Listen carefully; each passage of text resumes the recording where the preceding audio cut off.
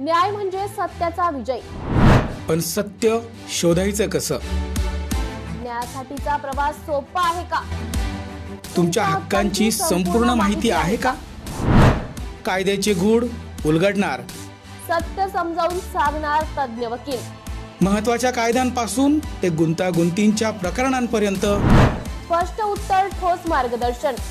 एक व्यासपीठ जिथे प्रत्येक प्रश्नाला मिळेल योग्य उत्तर. लवकरच येत आहे कायद्याचा नवा कट्टा, फक्त BBS न्यूज नेटवर्क 24 तासवर, जिथे प्रत्येक शब्दाला असतो न्यायाचा आधार.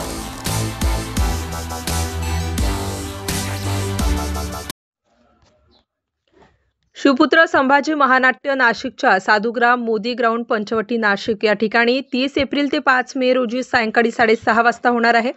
या संदर्भात अधिक माहिती शिवपुत्र संभाजी महानाट्याचे प्रमुख गोपालराव पाटील तसेच संभाजी महाराजांच्या प्रमुख भूमिकेत असणारे खासदार डॉक्टर अमोल कोल्हे यांनी पत्रकार परिषदेमध्ये माहिती दिली. अमर सोळंके, BBS न्यूज, नाशिक. पुन्हा एकदा म्हणजे 2023 जानेवारी 2023 नंतर पुन्हा एकदा तुमच्याशी या विषयावर म्हणजे महानाट्य या विषयावर संवाद साधण्याचा हा खरं तर योग आलेला आहे.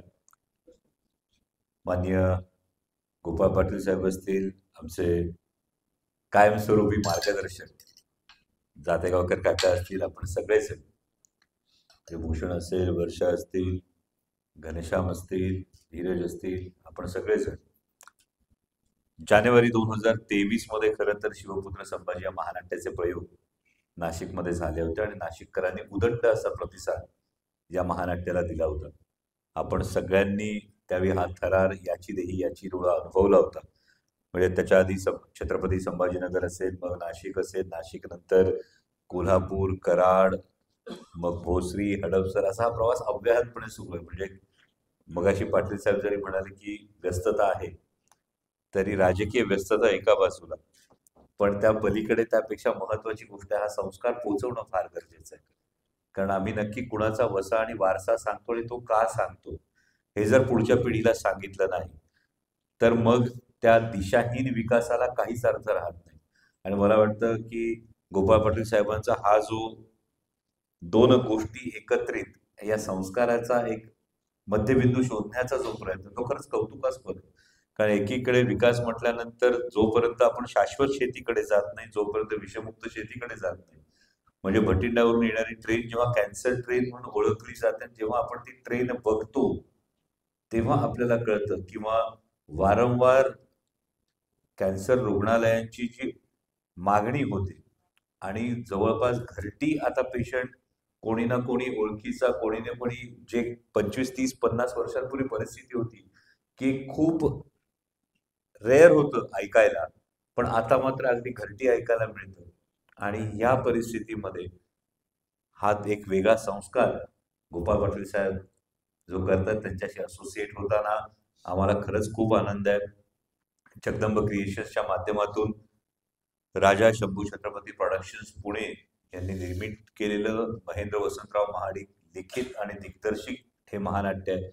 आणि हे पुन्हा नाशिककरांसमोर सादर करत असताना त्याला एक वेगळं सोशल कॉज आहे. म्हणजे ज्ञानवर्धिनी शिक्षण संस्थेसाठीचं फंड रेझिंगचं याला एक फार महत्वाचं कॉज आहे. विषमुक्त शेतीचं, शाश्वत शेतीच्या प्रचार आणि प्रसाराचं याला एक फार मोठं एक अधिष्ठान आहे. आणि त्यामुळे माझी आपणा सर्वांना विनंती आहे की 2023 साली जसं आपण सगळ्यांनी आपल्या धाकल्या धन्यांचा इतिहास हा नाशिक जिल्ह्यामध्ये सर्वदूर पोहोचवण्यासाठी तुमच्यातल्या प्रत्येकाचं त्यामध्ये फार मोठं योगदान आहे. आणि जसं त्यावेळी योगदान दिलं होतं 2023 साली, तसंच पुन्हा हे योगदान द्या. कारण तलवारीच्या पात्याला वारंवार घासावं लागतं आणि त्याच पद्धतीने हा संस्कार पुढच्या पिढ्यांपर्यंत पोहोचण्यासाठी हे वारंवार आपल्याला सांगत राहावं लागेल. आणि हे जर आपण सांगत राहिलो तर मला वाटतं एक वेगळ्या प्रकारे आपला इतिहास आपण लोकांपर्यंत, आपल्या पुढच्या पिढ्यांपर्यंत पोहोचवत राहू. दिनांक 30 एप्रिल ते 5 मे या दरम्यान गिरावी जिथे झालं होतं आपलं महानाट्य, त्याच ठिकाणी महानाट्याचे प्रयोग याही वेळी असणार आहेत 30 एप्रिल ते 5 मे. आणि आपल्या सर्वांचं त्यासाठी प्रतिसाद असेल, आपल्या सर्वांचं सहकार्य लाभावं अशी मी अपेक्षा व्यक्त करतो.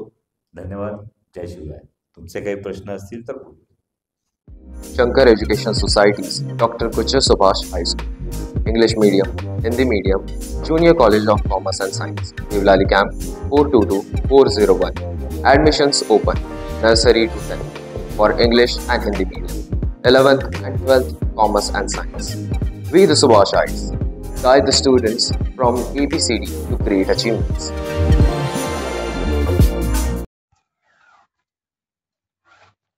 हिंदुजा लेलँड फायनान्स यांच्याकडून एका ग्राहकाची फसवणूक करण्यात आली आहे. ग्राहक शशिकांत चंद्रकांत पाटील राहणार सिडको यांनी काही दिवसांपूर्वी हिंदुजा लेलँड फायनान्स यांच्याकडे रितसर होम लोनसाठी 2020 साली मागणी केली होती. नंतर तो प्रस्ताव रद्द देखील करण्यात आला होता. मात्र काही वर्षांनंतर अर्जदार शशिकांत चंद्रकांत पाटील यांना सातत्याने हिंदुजा लेलँड फायनान्सकडून आपण लोन घेतलं आहे ते लवकर भरावं असे फोन येऊ लागले. परंतु शशिकांत पाटील यांनी ते लोन घेतलं नाही म्हणून हिंदुजा लेलँड फायनान्समध्ये जाऊन विचारपूस केली. तेथे त्यांच्या नावावर एकूण 20 लाख रुपयांचे लोन घेतल्याचे दिसत आहे. तिथल्या अधिकाऱ्यांकडून विचारणा केली मात्र तिथले अधिकारी शशिकांत पाटील यांना उडवाउडवीची उत्तरं देत होते. नंतर त्यांनी काही माध्यमांच्या प्रतिनिधींशी संवाद साधला. त्यानंतर त्यांनी हिंदुजा लेलँड फायनान्समध्ये जाऊन अर्ज देखील दिला आहे. माझ्या नावावरचे हे लोन मी घेतलेले नाही म्हणून मी रीतसर रद्द व्हावे असे वेळोवेळी ते हिंदुजा लेलँड फायनान्सला सांगत आहेत. तरी देखील तिथले अधिकारी त्यांना उडवाउडवीची उत्तरं देत आहेत. म्हणून त्यांनी मुंबई नाका पोलीस स्टेशनमध्ये अर्ज देऊन गुन्हा दाखल करण्याची मागणी त्यांनी केली आहे. अमर सोळंके, BBS न्यूज, नाशिक. तुमचं नाव सांगा आणि काय विषय सांगा. मी शशिकांत चंद्रकांत पाटील. मी 2020 मध्ये हिंदुजा लेलँडमध्ये JCP लोनसाठी अप्लाय केलेला होता. तरी अप्लाय केल्यानंतर मला सांगितलं की तुम्हाला 9% लोन भेटणार आहे. पण नंतर माझं लोनचं सँक्शन झाल्यानंतर ते सांगता की तुम्हाला 12% लोन भेटेल. मी ते लोन कॅन्सल केलं. कॅन्सल केल्यानंतर लोन कॅन्सल म्हणजे असं कॅन्सल केलं की मी सही कोणती वगैरे काहीच केली नाही त्या लोनच्या याच्यावर. पण मग त्यांनी माझ्या सिव्हिलला डायरेक्ट दाखवून दिलं की यांनी 19 लाख रुपये लोन घेतलं. 19 लाख रुपये लोन घेतलं असं दाखवल्यानंतर मला ते मी आता होम लोनसाठी अप्लाय केल्यानंतर मी सिव्हिल चेक केलं तर त्या सिव्हिलमध्ये मला दिसतं आहे की 19 लाख रुपये क्रेडिट बॅलन्स आहे. तरी मला समोर मला लोन होत नाही आहे. तरी मी त्या लोन त्या याच्यासाठी हिंदुजा फायनान्समध्ये गेलो तर तो बँक मॅनेजर जे आहेत भाले सर ते सगळे उडवाउडवीचे उत्तर देत आहे की बा तुम्हाला ज्यांनी आधी 2020 मध्ये करून दिलेलं आहे त्यांना भेटा. पण तो कर्मचारी त्या बँकेत आता कामावर नाही आहे. तरी ते सांगतात की त्यांना शोधा आणि शोधून त्यांच्याकडनं करा. पण हे काम आपण जेव्हा लोन घ्यायला जातो तेव्हा आपण कर्मचाऱ्याला बघून जातो किंवा बँकेला बघून लोन करायला जातो. आपण कधी बी बँकेला बघूनच लोन करायला जातो आणि हे म्हणतात की त्या माणसाला शोधा. आपण त्या माणसाला कुठं शोधायचं. आज मी घरासाठी लोनला गेलो तेव्हा ते मॅनेजर म्हणतात की तुमचं क्रेडिट 19 लाख रुपये सिव्हिलला दिसत आहे. तरी यांच्याकडे जाऊन हे उडवाउडवीचे उत्तरं देत आहे. आणि आता अर्ज दिल्यानंतर इथं पोच घ्यायलाही कोणी तयार नाही आहे, काहीच घ्यायला तयार नाही आहे. तरी मी यांना सांगून थकलो आहे. यांनी माझा हा विषय क्लिअर केला नाही तर मी आत्महत्या करायला तयार आहे. इथं रॉकेट टाकून डायरेक्ट पेटून घ्यायला तयार आहे. बोला. समोरच्या बँकेमध्ये मी लोन टाकल्यानंतरच समोरची बँके होम लोनसाठी अप्लाय केलेलं आहे. समोरची बँक म्हणते की नो ड्यू सर्टिफिकेट घेऊन या त्या बँकेकडनं, आम्ही तुमचं लोन पास करायला तयार आहे. हे नो ड्यू सर्टिफिकेट द्यायला सुद्धा तयार नाही आहे.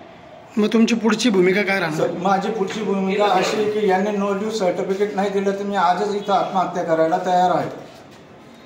तुम्ही या संदर्भात काही गुन्हा दाखल केला आहे का. नाही आतापर्यंत नाही केला, आता करणार आहे. कोणतं पोलीस स्टेशन इथं. मुंबई नाका पोलीस स्टेशन. फ्लॅट तुम्ही पण येत आहे ना आमचं सॅम्पल फ्लॅट बघायला.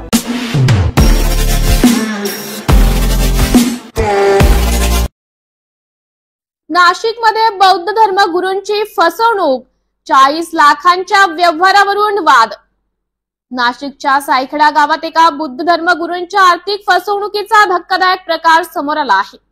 दीप कृषी ॲग्रो सेल्स या व्यावसायिक संस्थेच्या मालकांनी भंते बुद्धरत्न यांच्याकडून तब्बल 40 लाख रुपये घेतल्याचा आरोप आहे। सविस्तर माहिती अशी की सागर शिंदे, दीपक शिंदे आणि कैलास शिंदे हे दीप ऋषी ॲग्रो सेलचे संचालक असून त्यांची पिंपळगाव, सायखेडा आणि ओझर येथे शेती साहित्य व बी बियाणांची दुकाने आहेत। भंते बुद्धरत्न यांच्याकडे लोकांच्या धर्मदानातून आलेली रक्कम त्यांनी उत्पादन वाढवण्यासाठी दिली होती। मात्र 7 महिने उलटल्यानंतरही ही रक्कम परत केली नसल्याचा आरोप आहे। या व्यवहारासंदर्भात पंचवटी आणि मुंबई नाका परिसरात आर्थिक देवाणघेवाण झाल्याची माहिती समोर आली आहे। संचालकांनी सुरुवातीला पैसे परत करण्याचं आश्वासन दिले, मात्र आता त्यांना परतावा नाकारल्याचा आरोप भंते बुद्धरत्न यांनी केला आहे। सामाजिक कार्यकर्ते आदेश पगारे यांनी भंते बुद्धरत्न यांना सहकार्य करण्याची भूमिका घेतली आहे। लवकरच नाशिक पोलीस आयुक्त संदीप कर्णिक यांची भेट घेऊन संबंधितांवर तक्रार दाखल केली जाणार आहे। पोलिसांकडून न्याय न मिळाल्यास थेट गृह मंत्रालयात धाव घेण्याचा इशारा भंते बुद्धरत्न यांनी दिला आहे। या प्रकरणी दीप ऋषी ॲग्रो सेल्सच्या संचालकांनी कोणती अधिकृत प्रतिक्रिया दिलेली नाही। दरम्यान 40 लाखांच्या या मोठ्या आर्थिक व्यवहाराची सखोल चौकशी करण्याची मागणी जोर धरू लागली आहे। ठिकाणी दीप ऋषी ॲग्रो सेल्सवर येण्याचे कारण हे आहे की सागर शिंदे नावाच्या व्यक्तीने माझ्याकडून वेळोवेळी या दुकानामध्ये जे माल भरण्यासाठी किंवा इन्व्हेस्टमेंट करण्यासाठी माझ्याकडून पैसे घेतले होते आणि त्यांनी असं सांगितलं मला की मी म्हणतेजी तुम्हाला जे काही धम्माचं कार्य करायचं आहे त्यासाठी मी तुम्हाला काही मदत करीन, परंतु आता अद्यापही त्यांनी मला काही दिलं नाही आणि या ठिकाणी आल्यानंतर आम्हाला तो अजूनही भेटलेला नाही।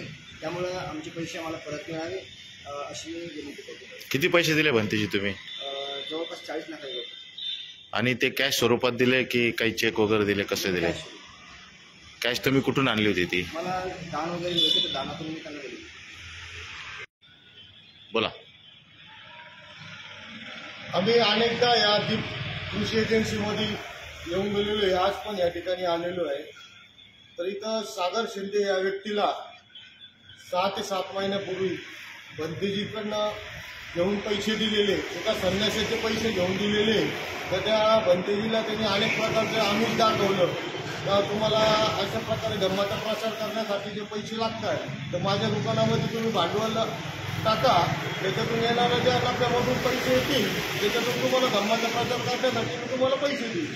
तर भंतेजीकडनं अशा प्रकारे अनेक वेळा त्यांना पैसे घेऊन दिलेले।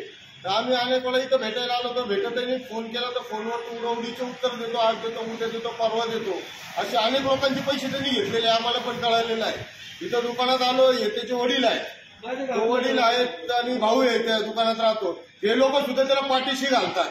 हे पैसे तो घेतो, इकडं दुकानात माल टाकतो, पिंपळगावला एक दुकान आहे, अजून एक दुकान आहे, तिथं माल टाकतात, ते हे करतात आणि हे जे त्याचे वडील आहेत ते वडील त्याला पाठीशी घालतात। काय ते दोघं भाऊ, त्याचा एक भाऊ आहे दीपक शिंदे म्हणून, हे दोघं देखील त्याला पाठीशी घालतात पैसे देण्यासाठी। तर हा पैसे घेतो आमच्याकडनं, इथं दुकानात माल भरतो, ते 90 कोटी पैसे येतात ते देण्यासाठी उडवडीचे उत्तर करतो। आज हे संन्यासी माणसाचे पैसे घेऊन करतो तर आज सैन्यात काढतोय। तर याच्यावरती आम्ही आता पोलीस आयुक्तांना भेटून गुन्हा दाखल करणार आहे आणि आम्ही आता गृहमंत्र्यांची भेट घ्यायला जाणार आहे 2 दिवसामध्ये। BBS न्यूज या राज्यस्तरावरील 24 तास चॅनलसाठी खालील पदावर काम करणाऱ्या उत्साही, अनुभवी आणि शिकाऊ व्यक्तींची आवश्यकता आहे। तसेच राज्यात सर्वत्र जिल्हावार प्रतिनिधी, कॅमेरामन, मार्केटिंग एक्झिक्युटिव्ह नेमणे आहे। पदाचे नाव: रिपोर्टर, कॅमेरामन, उपसंपादक, कॉपी एडिटर, व्हिडिओ एडिटर, निवेदिका, व्हॉइस ओव्हर आर्टिस्ट। त्वरित खालील नंबरवर संपर्क करा। श्री भरत गोसावी, संचालक, 98 227 85 037। श्री सतीश रुपवते, संचालक, 83 297 62 302। श्री बंटी आढाव, संचालक, 89 561 99 139।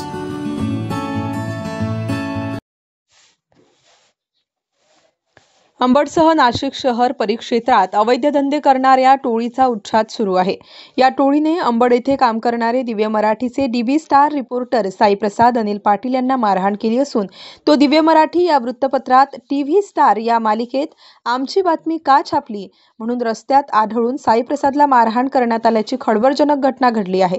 संशयित राहुल काशीनाथ शेळके व त्याचा मित्र रमजान राजू शेठ या दोघांनी साईप्रसादला मारहाण करून त्याचा मोबाईल हिसकावून घेतला आहे. तसेच त्याच्या खिशातील रोख रक्कम काढून घेतली आहे.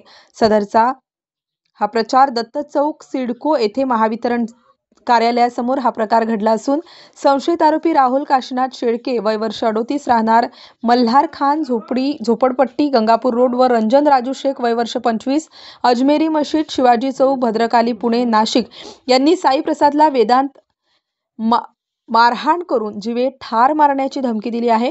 या संदर्भात अंबड पोलीस ठाणे येथे या दोन संस्थेवर 311 नुसार गुन्हा दाखल करून त्यांना अंबड पोलिसांनी ताब्यात घेतलं आहे.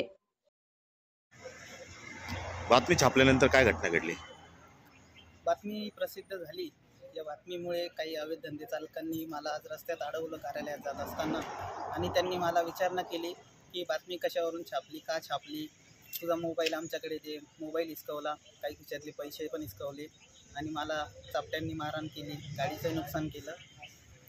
या घटनेमध्ये मी अवैध धंद्यांची पोलखोल बातमीद्वारे केली होती म्हणून माझ्यावर हा हल्ला झाला आहे. आज पोलिसांनी काय मदत केली? पोलिसांना फोन केला असता ते 5 मिनिटात तिथे हजर झाले म्हणून आज माझ्या जीवाला जास्त काही बरे वाईट झाले नाही. पोलिसांचं सहकार्य मिळाल्यामुळे आज 2 आरोपी पण त्यांनी ताब्यात घेतलेले आहे आणि पुढील चौकशी देखील सुरू आहे. त्यांनी काही धमकी दिली होती जीवे ठार मारण्याची? हो, ज्यावेळेस त्यांनी मोबाईलची मागणी केली, मला नाव विचारलं, बातमी का छापल्याचा जाबही विचारला आणि त्याच्यावरून त्यांनी मारहाण केली आणि मला पळवून नेण्याचा म्हणा किंवा जीवे ठार मारण्याची सुद्धा धमकी दिली त्यांनी. त्या धंदे मालकांना काही पोलिसांनी ताब्यात घेतलंय का? घटनास्थळी जे उपस्थित होते त्या दोघांना पोलिसांनी आता ताब्यात घेतलेलं आहे. त्यांच्या चौकशीवरून काही बाकीच्यांची आणि धंदे चालकांची देखील माहिती आता पोलीस घेत आहे. लवकरच त्यांच्यावर कारवाई होईल असं आश्वासन देण्यात आले.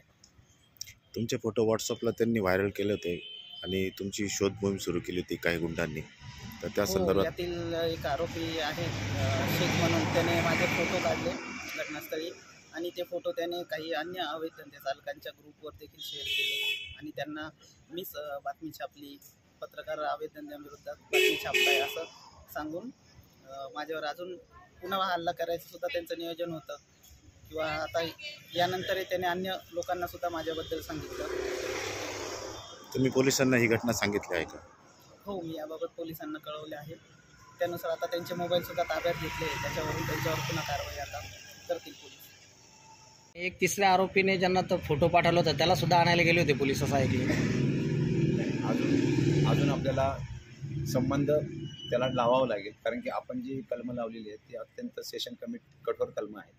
त्याच्यामध्ये आपल्याला पुरावा उपलब्ध करून पुढच्या सगळ्या आरोपींना अटक करावी. सर, दिव्य मराठीच्या पत्रकाराला एका अवैध धंदेवाल्यानं मारहाण केली, प्रकार काय आहे आणि गुन्हा दाखल झाला आहे का? साईप्रसाद अनिल पाटील वय 34 वर्ष हे दिव्य मराठीचे पत्रकार आहेत. ते दत्त चौक सिडको येथून जात असताना त्यांना अवैध मटका धंद्याचे एजंट राहुल काशीनाथ शेळके व रमजान राजू शेख या दोघांनी तू इकडे काय करतो असे वगैरे करून पत्रकारांना मारहाण केली, त्यांचा मोबाईल तोडला, त्यांच्याकडून बळजबरी 200 रुपयाची नोट काढून घेतली. अशा प्रकारे त्यांनी त्यामुळे तिथं जवळच असलेल्या म्हणजे पोलिसांना त्यांनी कॉल केल्यानंतर पोलीस आले आणि पोलिसांनी सदर दोन्ही आरोपींना अटक करून पोलीस ठाणे येथे आणलेले आहे. त्याचबरोबर त्यांच्या विरुद्ध पत्रकार कायद्या अन्वये तसेच 397 पूर्वीचा आता 311 BNSमध्ये म्हणजे दरोडाचा गुन्हा, आम्ही जीवे ठार मारण्यासह दरोडा असा गुन्हा नोंद केलेला आहे आणि दोन्ही आरोपींना आम्ही अटक केलेली आहे. त्याच्यामध्ये आणखी किती त्याच्यामागे कोण आहेत तर ते सगळे आम्ही आता अवैध धंदा चालकांचे आणि मालकांचे आरोपी अटक करीत आहोत. सर, त्यांच्याकडं या साईप्रसादचे फोटो होते आणि त्या फोटोवरून ते यांना शोधत होते. त्याचा देखील तपास आपण करत आहोत की आणखी आपण त्याची पाळेमुळं खडून आणखी जे कोणी आरोपी असतील त्यांना देखील अटक करीत आहोत. सर, ज्या व्हॉट्सअप ग्रुपमध्ये सायप्रसचे फोटो टाकले आहेत त्या व्हॉट्सअपच्या ग्रुप ॲडमिनवर आपण काही कारवाई करणार आहात? आता ते आपण सायबरकडून ॲनालिसिस करून घेणार आहोत की त्यांनी कुठं फोटो पाठवले पाटील पत्रकार यांचे आणि त्या प्रकारे त्याचा काय संबंध आहे या घटनेशी किंवा त्यांचा काय हेतू होता, ह्या सगळ्या गोष्टी आपण तपासून त्याच्यावर योग्य ती कारवाई, कडक कारवाई करू. सर, अंबडमध्ये अवैध धंदे अंबडमध्येच नाही तर अख्ख्या शहरामध्ये अवैध धंदे चालू आहेत. अशा अवैध धंद्यांचा पत्रकारांना त्रास होतो, त्यांच्यावरती निर्बंध म्हणून आपण काय कारवाई करणार आहात? आता आपण माननीय पोलीस आयुक्त श्री संदीप कर्णिक सरांनी आदेशित केल्याप्रमाणे अवैध धंद्यांच्या विरुद्ध कडक मोहीम आजपासून आपण करीत आहोत आणि पुढे अनेक दिवस ती मोहीम चालू ठेवू. BBS न्यूज या राज्यस्तरावरील 24 तास चॅनलसाठी खालील पदावर काम करणाऱ्या उत्साही, अनुभवी आणि शिकाऊ व्यक्तींची आवश्यकता आहे. तसेच राज्यात सर्वत्र जिल्हावार प्रतिनिधी, कॅमेरामन, मार्केटिंग एक्झिक्युटिव्ह नेमणे आहे. पदाचे नाव: रिपोर्टर, कॅमेरामन, उपसंपादक, कॉपी एडिटर, व्हिडिओ एडिटर, निवेदिका, व्हॉइस ओव्हर आर्टिस्ट. त्वरित खालील नंबरवर संपर्क करा. श्री भरत गोसावी, संचालक, 98 227 85 037. श्री सतीश रुपवते, संचालक, 83 297 62 302. श्री बंटी आढाव, संचालक, 89 561 99 139.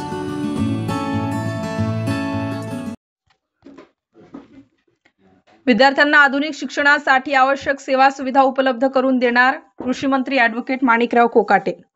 मुले ही राष्ट्राची संपत्ती असून त्यांना उत्तम शिक्षण व संस्कार शालेय जीवनापासून मिळाल्यास ते सर्व क्षेत्रात आपले नाव नक्कीच उज्ज्वल करतील, असा विश्वास व्यक्त करीत विद्यार्थ्यांना आधुनिक शिक्षणासाठी आवश्यक सेवा सुविधा उपलब्ध करून देण्यात येतील, असे प्रतिपादन राज्याचे कृषी मंत्री ॲडव्होकेट माणिकराव कोकाटे यांनी केले.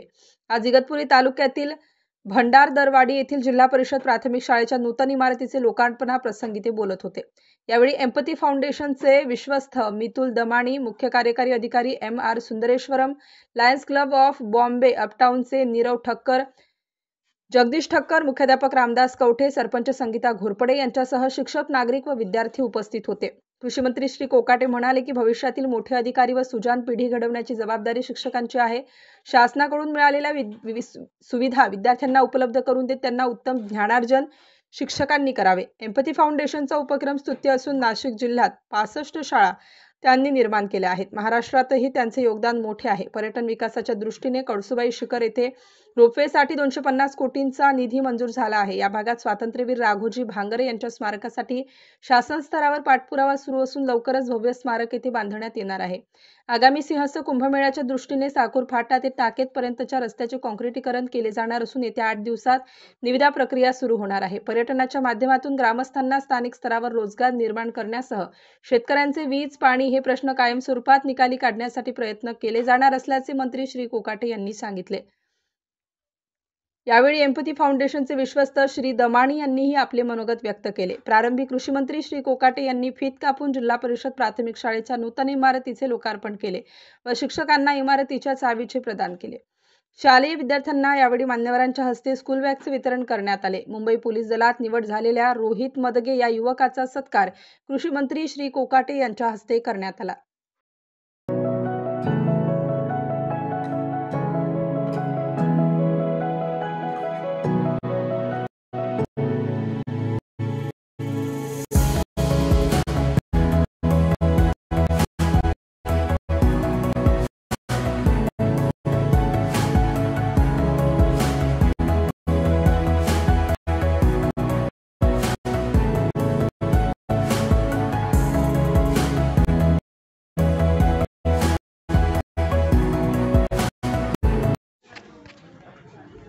नाशिकच्या आडगाव परिसरामध्ये एक 10 चाकी ट्रक पोलीस तसेच आडगावमधील रहिवासी यांनी नाशिकच्या मेडिकल कॉलेज या ठिकाणी पकडला आहे.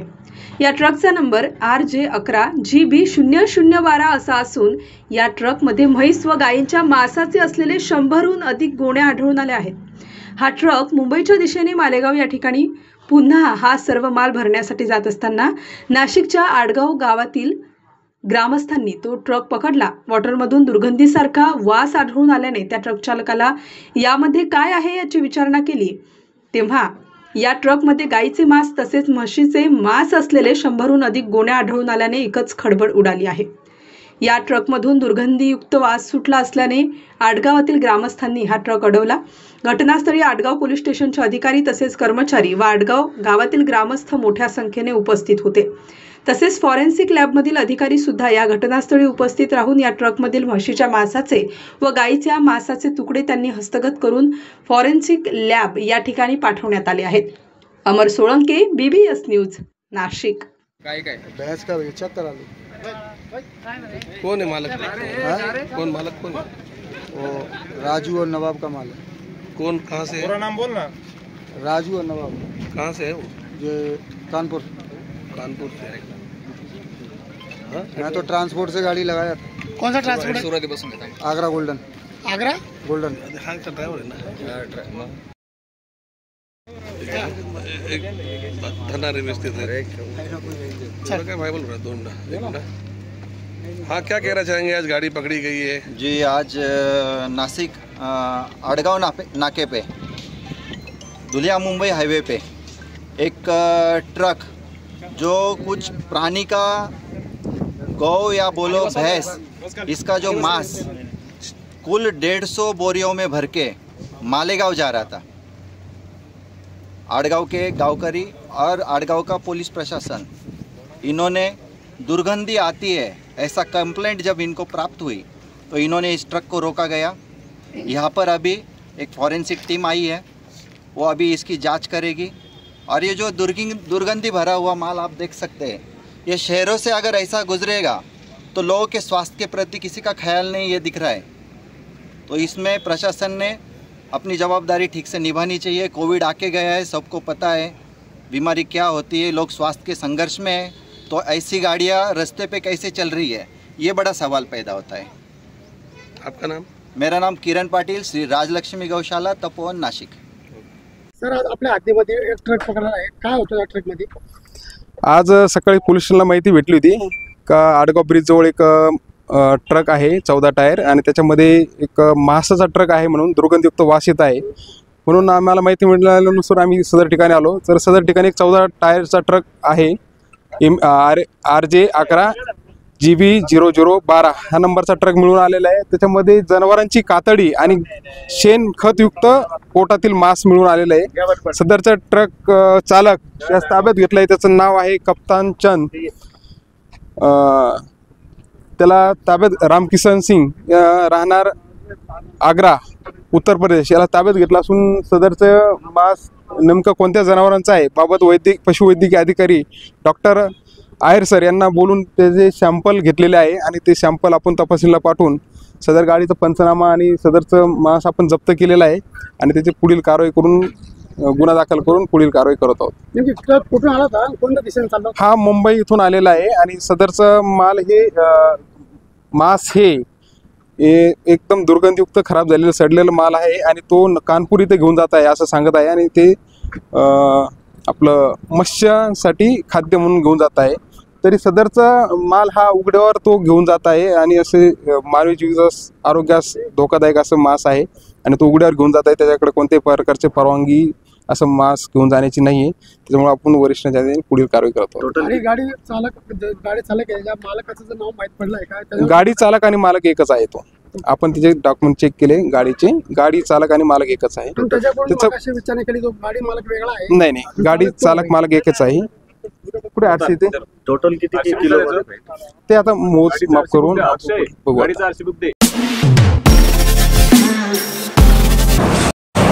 नमस्कार नाशिककर, आज आपण आहोत ललित रुंठा ग्रुप यांच्या रुंठा फ्लोरेंजा या प्रोजेक्टला. तर हा प्रोजेक्ट आहे प्रीमियम लोकेशनला म्हणजेच गोविंद नगर जवळ. या प्रोजेक्ट मध्ये आपण 20हून अशा लक्झरियस अम्युनिटीज दिलेल्या आहेत, जसे की वॉकिंग ट्रॅक, मल्टीपर्पज हॉल आणि यासारख्या भरपूर अशा युनिक अम्युनिटीज. चला तर मग बघूया आपण आपला सॅम्पल फ्लॅट. तर हा आहे आपला प्रशस्त असा लिव्हिंग रूम आणि याला आपण सुंदर अशी बाल्कनी त्यांनी दिलेली आहे। हा आहे आपला डायनिंग टेबल, तर हा आहे आपला किचन एरिया आणि आपण इथे किचन चॉपिंग काउंटर वेगळं दिलेला आहे। इथे आपण दिलेल्या आहेत किचन ट्रॉलीज आणि स्टोरेज साठी आपण इकडे कॅबिनेट्स पण दिलेले आहे आणि प्लस आपण इथे युटिलिटी एरिया पण दिलेला आहे। हा आहे आपला चिल्ड्रन बेडरूम आणि याचं वैशिष्ट्य म्हणजे इथे आपण फोल्डेबल असा बेड दिलेला आहे। इथे आपण दिलेला आहे कॉमन वॉशरूम, ज्याला अटॅच आपण मिरर सुद्धा दिलेला आहे। हा नाशिक शहर अंमली पदार्थांच्या विळख्यात सापडले आहे। चरस, गांजा, अफीम हे तर नाशिकला कर्मा जन्माला लाभले आहे। अगदी कुंभमेळ्यातही हा अंमली पदार्थांचा मोठ्या प्रमाणात नाशिकमध्ये अवैध विक्री केली जाते। आता तर मॅफेड्रॉन म्हणजेच एमडी नावाच्या अंमली पदार्थांनी नाशिकमध्ये जोर धरला असून या पदार्थाचे सेवन 18 वर्ष खालील मुले करीत असल्याचे समोर आले आहे। की नशा केल्यानंतर त्या मुलाला काही समजत नाही, त्याला एखाद्याने सांगितले किंवा त्याच्या डोक्यात एखादी असलेली कृती तो करतो, मग तो समोरच्यावरती प्राणघातक हल्लाही करू शकतो किंवा एखाद्याला जीवाने ठार मारू शकतो। अशा अंमली पदार्थांचा डोक्यावर परिणाम होतो। सध्या नाशिकमध्ये अवैध धंद्यांनी जोर धरला असून याकडे पोलीस प्रशासन मात्र कानाडोळा करत आहे। मात्र पोलिसांनी आता कोयता गँग धारेवर धरले असून कोयता बाळगत असलेले अनेक गुंड आता पोलिसांनी लक्ष केले आहे। युनिट 2च्या गुन्हेशोध पथकाने अवैधरित्या धारदार कोयता व चॉपर तलवार जवळ बाळगणारे 3 आरोपी या 2 विधी संघर्षित ताब्यात घेतले असून त्यांच्यावर प्रतिबंधक कारवाई करून त्यांना ताब्यात घेण्यात आले आहे।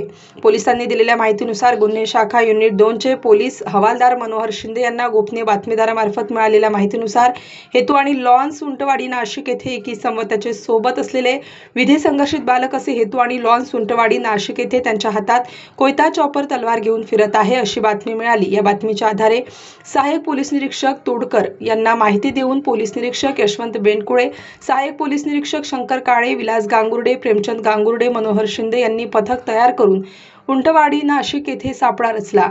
यात एक इसम व 2 विधी संघर्षित बालक हातात कोयता व चॉपर तलवार घेऊन मिळून आले। या संशयित गुन्हेगारांची माहिती घेतली असता रोहित माताजी लगरे, वय वर्ष 52, राहणार उंटवाडी, खेतवाडी, झोपडपट्टी नाशिक असे सांगितले। तर 2 विधी संघर्षित बालके यांना विचारपूस केली असता सदरचे हत्यारे कुठून आणले याबाबत विचारणा केली असता त्यांनी तळेगाव अंजनेरी येथे राहणारे विधी संघर्षित बालक यांच्याकडून आणले अशी माहिती त्यांच्याकडून मिळाली। संशयित आरोपींकडून 4500 रुपये किमतीचे चॉपर, तलवार, कोयता असे पोलिसांनी मुद्देमाल जप्त केला असून संशयित अर्पण विरुद्ध भारतीय हत्यार कायदा कलम 425 तसेच 135 प्रमाणे कारवाई करण्यात आलेली आहे। घटनेचा पुढील तपास अंबड पोलीस करीत आहेत। BBS न्यूज साठी सतीश रुपवते, नाशिक। फ्लॅट तुम्ही पण येताय ना आमचं सॅम्पल फ्लॅट बघायला?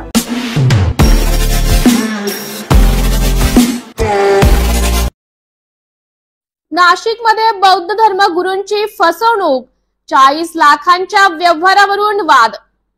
नाशिकच्या सायखेडा गावात एका बुद्ध धर्मगुरूंच्या आर्थिक फसवणुकीचा धक्कादायक प्रकार समोर आला आहे। दीप कृषी ॲग्रो सेल्स या व्यावसायिक संस्थेच्या मालकांनी भंते बुद्धरत्न यांच्याकडून तब्बल 40 लाख रुपये घेतल्याचा आरोप आहे। सविस्तर माहिती अशी की सागर शिंदे, दीपक शिंदे आणि कैलास शिंदे हे दीप ऋषी ॲग्रो सेलचे संचालक असून त्यांची पिंपळगाव, सायखेडा आणि ओझर येथे शेती साहित्य व बी बियाणांची दुकाने आहेत। भंते बुद्धरत्न यांच्याकडे लोकांच्या धर्मदानातून आलेली रक्कम त्यांनी उत्पादन वाढवण्यासाठी दिली होती। मात्र 7 महिने उलटल्यानंतरही ही रक्कम परत केली नसल्याचा आरोप आहे। या व्यवहारासंदर्भात पंचवटी आणि मुंबई नाका परिसरात आर्थिक देवाणघेवाण झाल्याची माहिती समोर आली आहे। संचालकांनी सुरुवातीला पैसे परत करण्याचं आश्वासन दिले, मात्र आता त्यांना परतावा नाकारल्याचा आरोप भंते बुद्धरत्न यांनी केला आहे।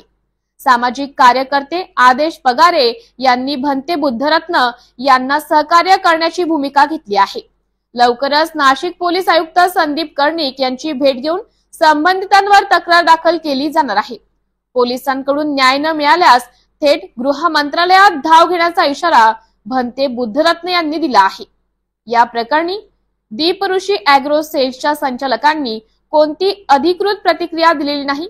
दरम्यान 40 लाखांच्या या मोठ्या आर्थिक व्यवहाराची सखोल चौकशी करण्याची मागणी जोर धरू लागली आहे। शिवकृषी ॲग्रो सेल्सवर येण्याचं कारण हे आहे की सागर शिंदे नावाच्या व्यक्तीने माझ्याकडून वेळोवेळी या दुकानामध्ये जे माल भरण्यासाठी किंवा इन्व्हेस्टमेंट करण्यासाठी माझ्याकडून पैसे घेतले होते आणि त्यांनी असं सांगितलं मला की मी म्हणते की तुम्हाला जे काही धम्माचं कार्य करायचं आहे त्यासाठी मी तुम्हाला काही मदत करीन, परंतु आता अद्यापही त्यांनी मला काही दिलं नाही आणि या ठिकाणी आल्यानंतर आम्हाला तो अजूनही भेटलेला नाही. त्यामुळं आमचे पैसे आम्हाला परत मिळावे अशी मी विनंती करतो. किती पैसे दिले भंतेजी तुम्ही? जवळपास 40 लाख रुपये. आणि ते कॅश स्वरूपात दिले की काही चेक वगैरे दिले, कसे दिले? कॅश तुम्ही कुठून आणली होती ती? मला दान वगैरे दिलं तर दानातून मी त्यांना दिली. बोला. आम्ही अनेकदा या दीप कृषी एजन्सीमध्ये येऊन गेलेलो आहे, आज पण या ठिकाणी आलेलो आहे. तर इथं सागर शिंदे या व्यक्तीला 6 ते 7 महिन्यापूर्वी भंतेजीकडनं घेऊन पैसे दिलेले, एका संन्यासाचे पैसे घेऊन दिलेले.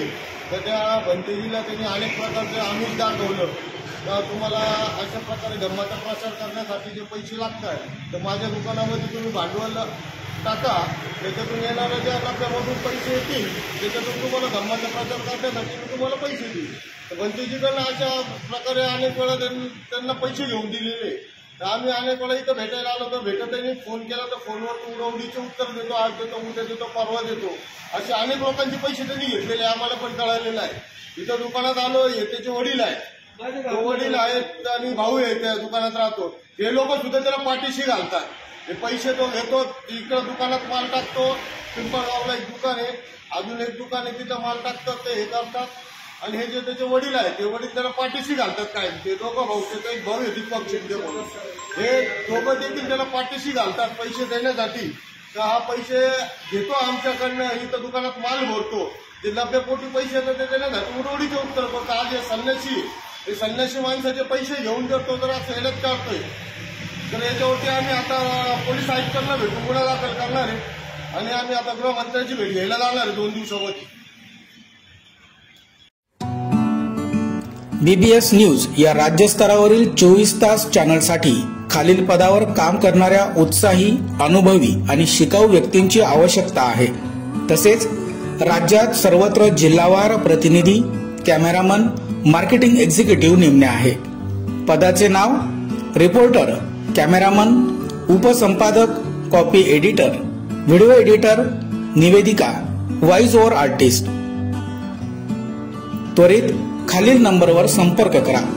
श्री भरत गोसावी, संचालक, 98 227 85 037. श्री सतीश रुपवते, संचालक, 83 297 62 302. श्री बंटी आढाव, संचालक, 89 561 99 139.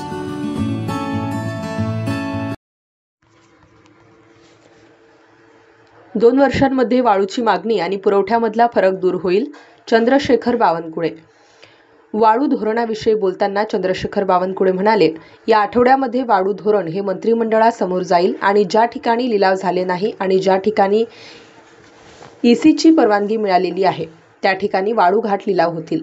घरकुलांना 5 ब्रास रेती देण्याचा निर्णय महाराष्ट्र सरकारने घेतला आहे. जेवढी मागणी आहे तेवढा वाळू पुरवठा होईल असं वाळू धोरण करत आहोत. दगड खाणीवरून तयार केलेली वाळू.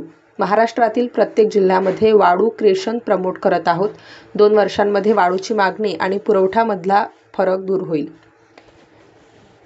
नागपूर बैठकीसंबंधी बोलताना ते म्हणाले, नागपूर जिल्ह्यात पाण्यासंदर्भात बैठक घेत आहोत.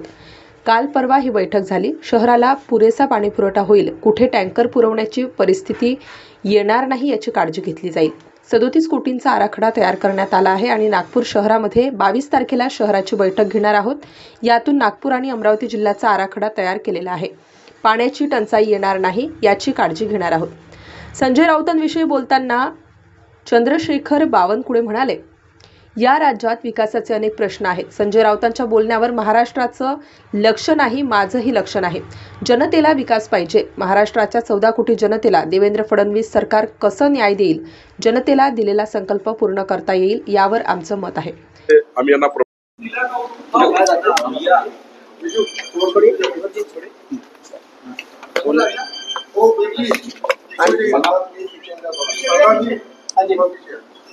ठीक है, हाँ रोलिंग.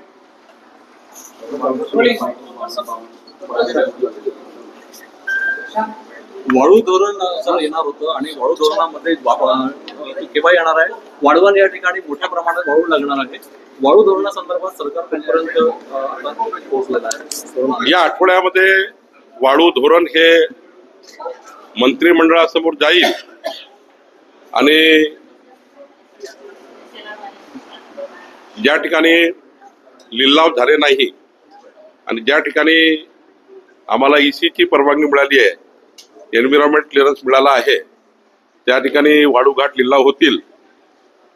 घरकुलांना 5 ब्रास रेती देण्याचाही मोफत रेती देण्याचा निर्णय महाराष्ट्र सरकारने घेतलेला आहे.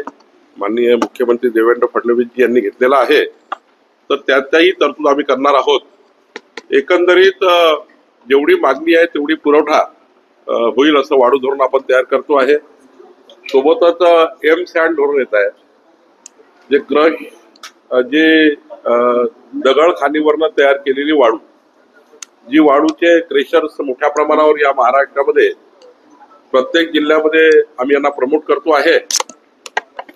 प्रत्येक जिल्ह्यामध्ये वाळू तयार करणारे क्रेशर, स्टोन क्रेशर, ज्यातनं वाळू तयार होईल मोठ्या प्रमाणावर, त्यामधून मग ही जी रिव्हर सँड आहे याची मागणी कमी होईल आणि त्यामुळं मोठ्या 2 वर्षामध्ये वाळूचं जे मागणी आणि सप्लाय याच्यामधला, डिमांड आणि सप्लाय मधला जो काही फरक आहे तो दूर होईल. मोठ्या प्रमाणावर प्रत्येक जिल्ह्यामध्ये आता स्टोन क्रेशर लागणार आहे, त्यातून वाळू तयार होणार आहे. आज कुठल्या विषयावर तुम्ही बैठक घेता? उन्हाळा तापायला लागलेला नागपूर शहरातला पाणी पुरवठा नागपूर जिल्ह्यातला याबाबत बैठक. नागपूर जिल्हा, नागपूर शहरामध्ये आम्ही या ठिकाणी वॉटर स्केअरसिटीची बैठक घेतो आहे. कालही मी एक बैठक घेतली, परवा एक बैठक घेतली आणि या बैठकीतनं नागपूर शहराला पुरेसा पाणी मिळेल आणि जिल्ह्यामध्ये कुठे टँकर लावण्याची परिस्थिती येणार नाही याची काळजी आम्ही घेतो आहे. एक 37 कोटीचा आराखडा आम्ही तयार केलेला आहे आणि नागपूर शहरामध्ये 22 तारखेला मी पुन्हा एकदा शहराची बैठक घेणार आहे आणि यातनं नागपूर जिल्हा, अमरावती जिल्ह्याची पाणी टंचाई दूर करण्याचा, अमरावती जिल्ह्याचाही पाणी टंचाई आराखडा मी मंजूर केला आहे. त्यामुळे दोन्ही जिल्ह्यामध्ये, अमरावती जिल्हा, नागपूर जिल्ह्याचा जे टंचाई येणार नाही, स्केअरसिटी होणार नाही याची काळजी आम्ही घेतोय. संजय राऊत म्हणाले की एकनाथ शिंदे काँग्रेसच्या वाटेवर होते, अहमद पटेल यांच्याशी त्यांची दिल्लीत भेटही झाली होती. अहमद पटेल आज ते सांगायला नाही, पण त्यांचं असं म्हणणं आहे की भेट सुद्धा झाली होती पहाटेच्या वेळेला दिल्लीत. या राज्यामध्ये विकासाचे खूप प्रश्न शिल्लक आहेत. संजय राऊतांच्या बोलण्यावर महाराष्ट्राचं काही लक्ष नाही, माझे काही लक्ष नाही, कारण आता जनतेला विकास पाहिजे आणि त्यामुळे आमच्या समोर प्रायोरिटी आता पॉलिटिकल प्रश्नाची नाहीये, राजकीय सरबत्तीची नाहीये. आमच्या समोर प्रायोरिटी आहे की महाराष्ट्राच्या 14 कोटी जनतेला देवेंद्र फडणवीस सरकार, आमचं सरकार कसं न्याय देईल आणि जे आम्ही संकल्प दिला जनतेला तो पूर्ण कसा करू याकडे आमचं लक्ष आहे. संजय राऊतांकडे वगैरे आमचं लक्ष नाहीये. माणिकराव कोकाटे यांच्याबद्दल जे कोर्टाने निरीक्षण नोंदवले, खूप टीका होत आहे. माणिकराव कोकाटे यांना जर अपात्र ठरवलं असतं तर तिथे निवडणूक घ्यावी लागली असती, खर्च झाला असता, असं कोर्टाचं निरीक्षण आहे. लोक टीका होत आहे. नाही, आता कोर्टाने काय त्या ठिकाणी जे काही टिप्पणी केली असेल त्यावरती मला सविस्तर वाचूनच बोलावं लागेल. बुलढाण्यामध्ये एका शेतकऱ्यानं आत्महत्या केली. त्याच्या पंचकृषीमध्ये पाण्याची मोठी समस्या होती आणि काही दिवसांआधी राज्य सरकारनं त्या शेतकऱ्याला पुरस्कार देखील दिला होता. असं की आता तिथली काय परिस्थिती निर्माण झाली, प्रत्येक वर्षी वेगवेगळ्या भागामध्ये वेगवेगळी परिस्थिती निर्माण होते. कधी पाऊस असतो, कधी नसतो, कधी टंचाई असतं, कधी पूर्ण पाणी असतं. प्रत्येक वर्षी परिस्थिती बदलत असते त्या भागामध्ये. त्या ठिकाणची काय परिस्थिती झाली याचा नेमका मी त्या ठिकाणी अहवाल घेईल किंवा आढावा घेईल. महाराणी ताराराणी यांची समाधी जी आहे ती दुर्लक्षित आहे. सातारा येथे संघबाहुली इथे त्याची ती समाधी तिथे दुर्लक्ष आहे. म्हणजे अनेक आता पावलं उचलण्यात येते वेगवेगळ्या समाधी. त्या बाबतीत सरकारकडे विचार झाला पाहिजे आणि तो नक्की करू. पंजाब के अमृतसर में मंदिर के ऊपर ग्रेनेड अटैक हुआ है, कैसे देखते हैं इसको? ऐसी जो एक्टिविटी हुई है तो उसके लिए गंभीर स्वरूप से हमारी केंद्र सरकार, वहाँ की राज्य सरकार भी बड़ी कदम उठाएगी और ऐसी ग्रेनेड से जो बॉम्ब हल्ला होता है या ग्रेनेड हल्ला होता है, इसके लिए पूरे देश में एक चिंता का वातावरण बनता है. मुझे लगता है सरकार पूरी तरह से जिन्होंने किया उनको ढूंढेगी और कार्रवाई करेगी। शरद पवार ने और एक को ऑफर किया कांग्रेस पार्टी में शामिल होने के लिए। किसने? नाना पटोले ने ऑफर किया। तो होली का फटाका होगा। तुषार गांधी